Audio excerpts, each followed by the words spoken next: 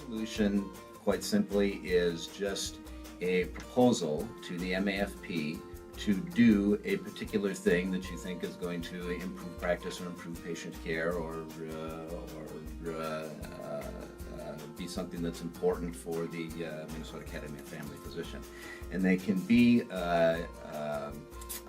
kind of scary because it's a legal process similar to what happens at the House of Delegates, and that's not the kind of stuff that we're used to doing. We're used to doing medical things. We think about anatomy and physiology. So I'm going to try and break this down to anatomy and physiology for you, and make resolutions a little bit less scary.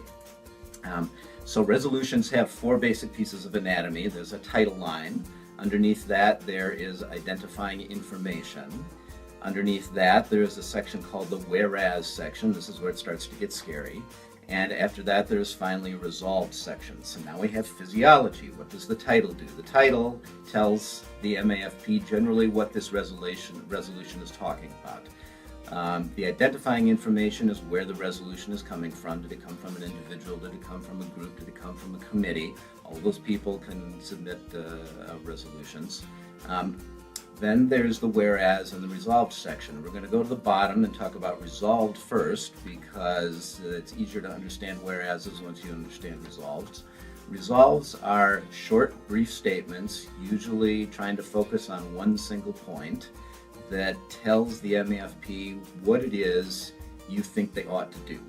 All right?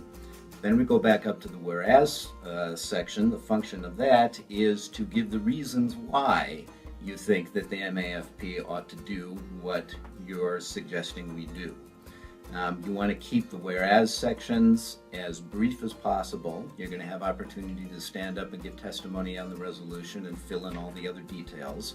You just need enough information up there to convince everybody that what you're saying down in the resolved section is worth doing.